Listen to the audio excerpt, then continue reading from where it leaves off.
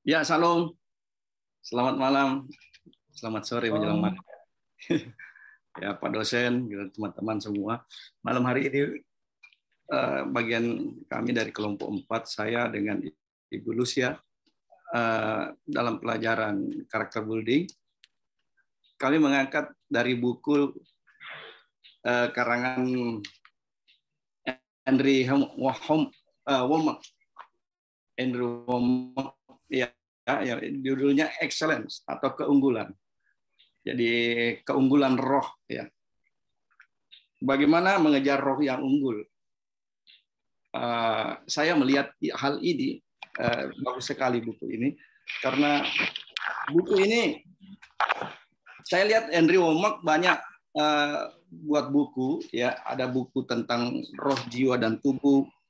Kemudian ada buku tentang pelajaran dari Elia, roh Elia, ya. Dalam kaitannya dengan karakter building, saya melihat bahwa Andrew Wommack mengambil satu bagian yang namanya roh ini, bahwa tidak akan terjadi perubahan sampai terjadi di dalam diri manusia, yaitu rohnya. Ini dulu yang kita sama-sama renungkan malam hari ini. Andrew Wommack, dia seorang penulis buku. Dia punya sekolah, ya. Dia punya murid 6.000 orang. Dia menjelaskan ada bahaya relativitas moral dan menyenangkan manusia sebagai dua karakteristik yang bisa membuat orang-orang itu terperosok, tidak mengalami pertumbuhan, ada di dalam status rata-rata. Jadi dia mengangkat bahwa roh adalah merupakan satu hal yang sangat penting dalam pembangunan karakteristik.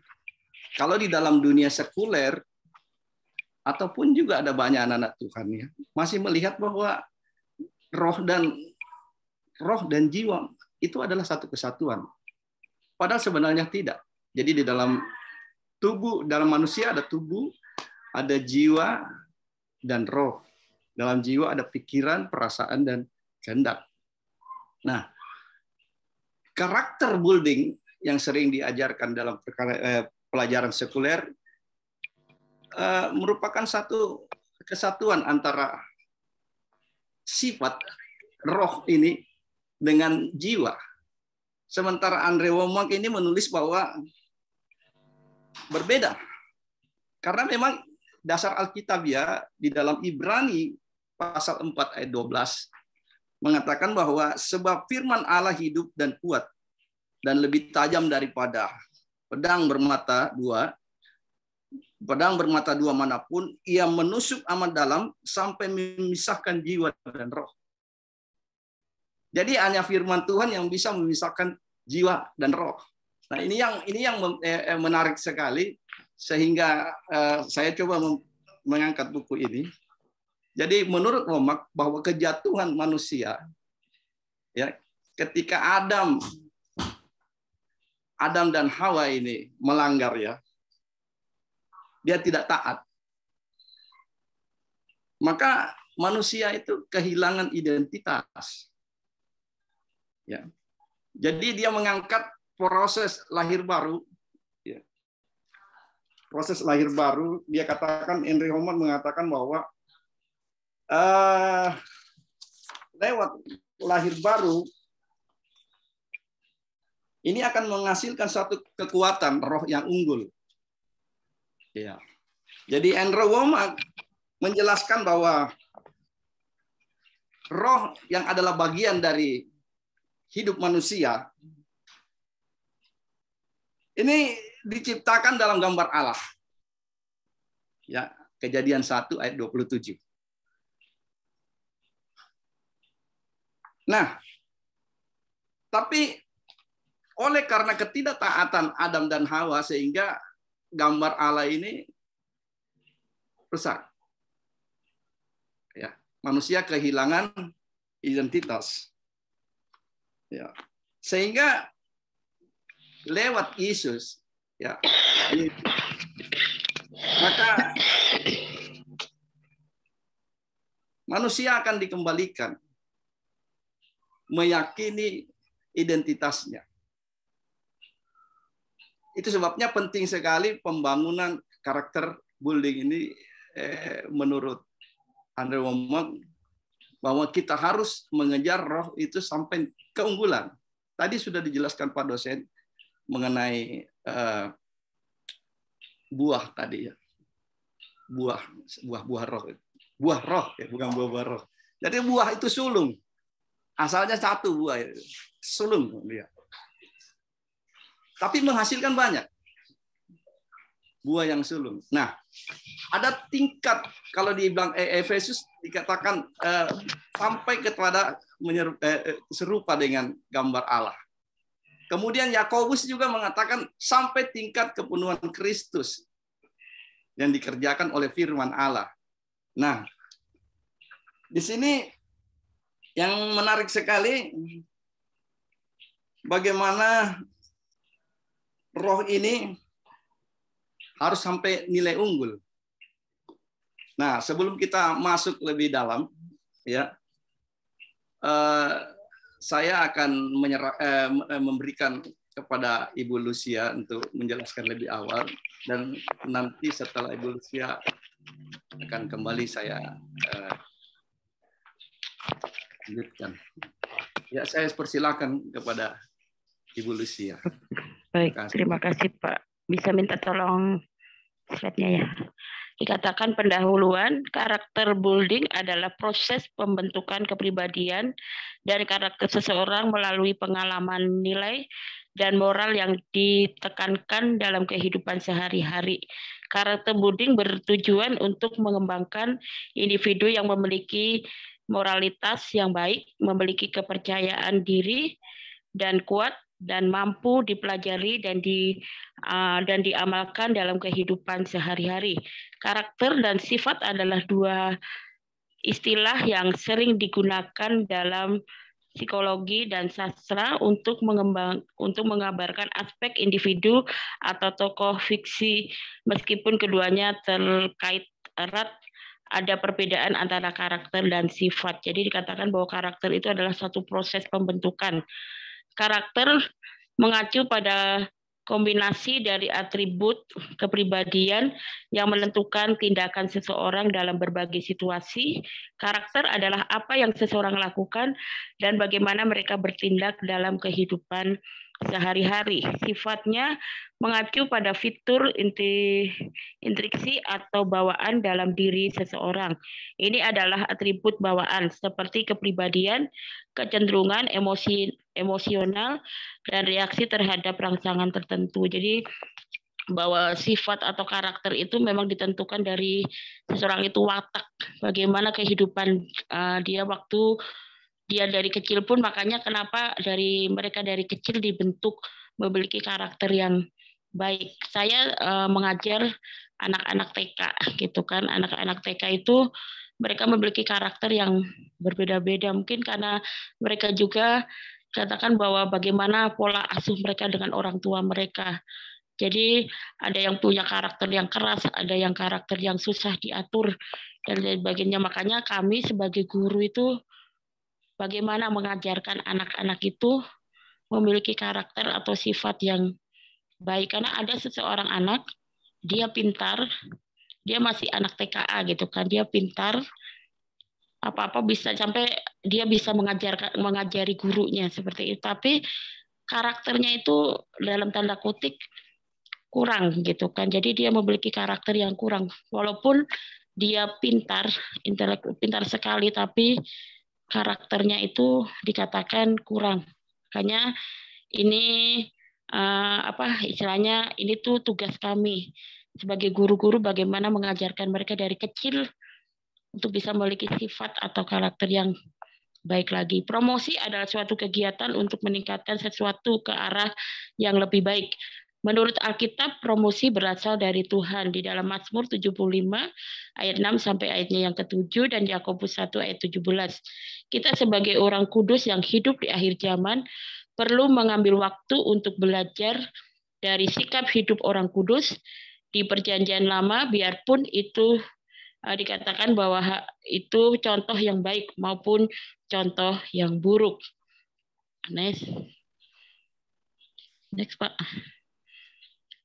Daniel, kita akan belajar dari kehidupan Daniel dan 3 temannya, yaitu Sadrak, Mesak, dan Abednego, mendapatkan promosi di masyarakat yang jahat dan fasik, meskipun mereka adalah tawanan dari Israel dan dianggap sebagai golongan yang terendah sebagai masyarakat yang hidup di Babel. Namun, mereka bertumbuh dalam perkenanan dan pengaruh dengan 4 raja di 2 sistem dunia yang berbeda untuk menjadi penasehat dan penguasa yang dipercaya.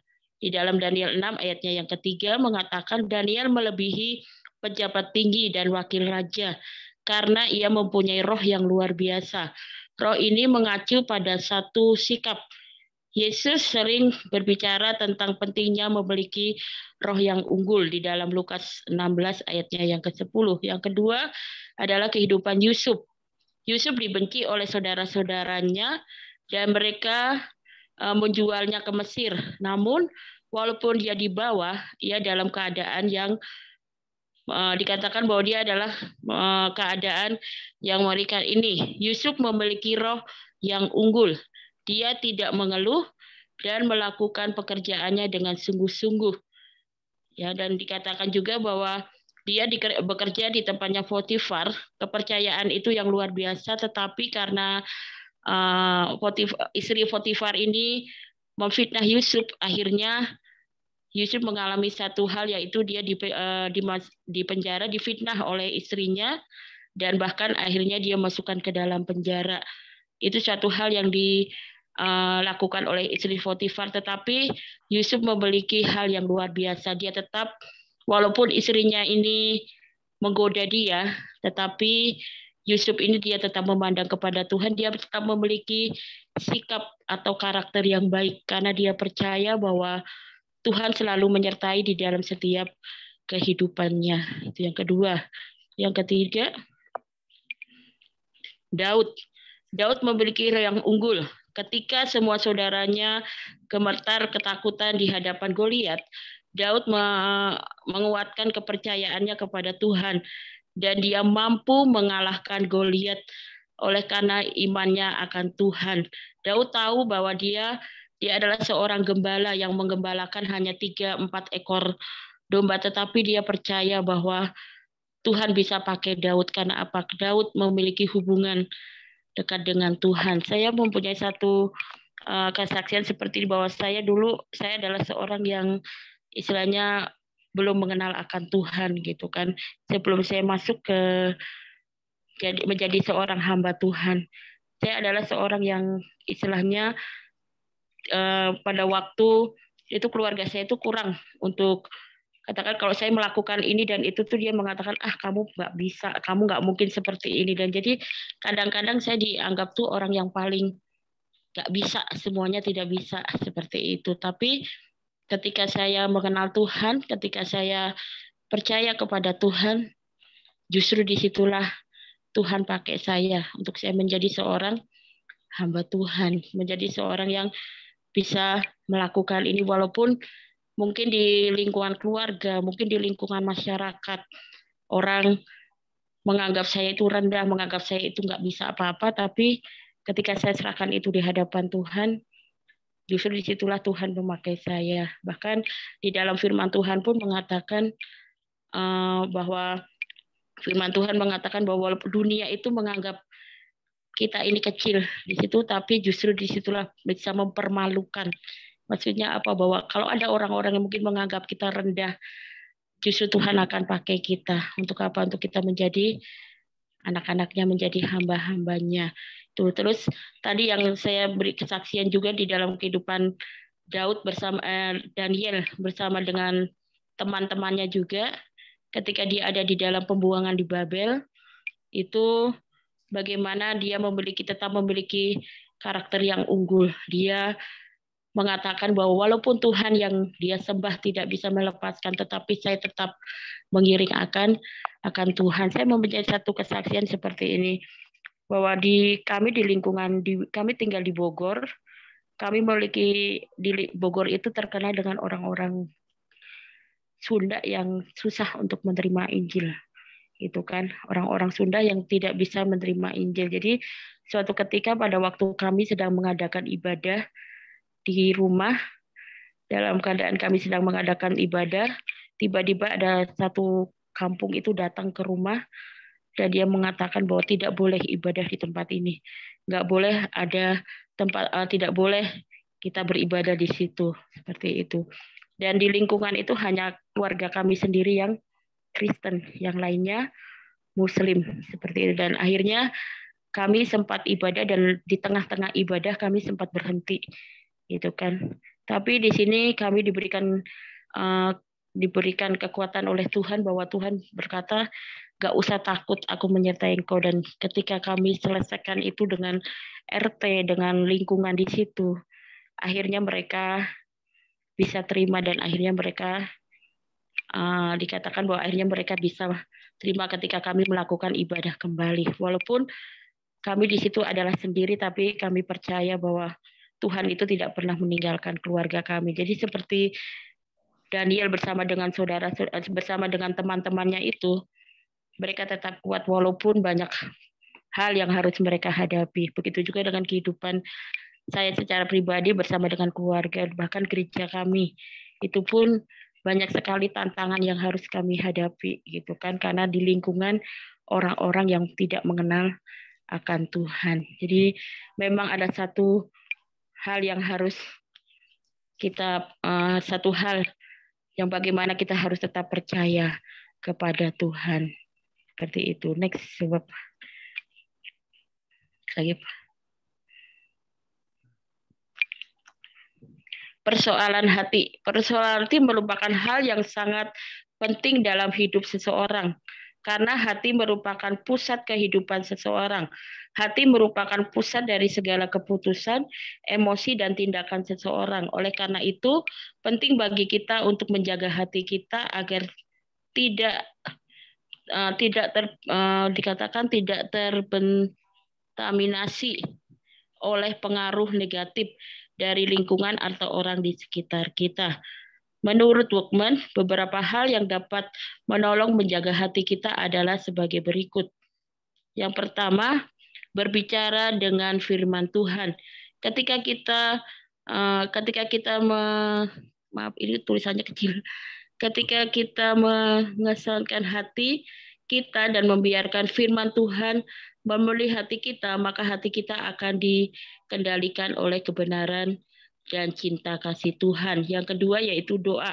Dalam doa kita dapat mencurahkan isi hati kita kepada Tuhan dan memohon pertolongannya untuk mengatasi persoalan hati yang mungkin sulit bagi kita. Yang ketiga, bersatu dengan orang beriman. Menjalin hubungan dengan orang-orang yang memiliki pemahaman ajaran Tuhan yang sama dapat membantu kita tumbuh dalam iman dan menjaga hati kita dari pengaruh negatif. Dan yang keempat, menjauhi pengaruh negatif. Berhati-hatilah dengan lingkungan dan sumber informasi yang kita serap, karena hal tersebut dapat mempengaruhi hati secara negatif. Karena firman Tuhan mengatakan, jagalah hatimu dengan segala kewaspadaan, karena dari situ terpancar kehidupan. Maksudnya kita juga harus menjaga hati kita dengan hal-hal yang baik. Jangan hal-hal yang tidak baik, tapi menjaga hati kita untuk kita tetap berfokus, berpaut kepada Tuhan. Terima kasih. Saya serahkan kembali kepada Pak Efraim.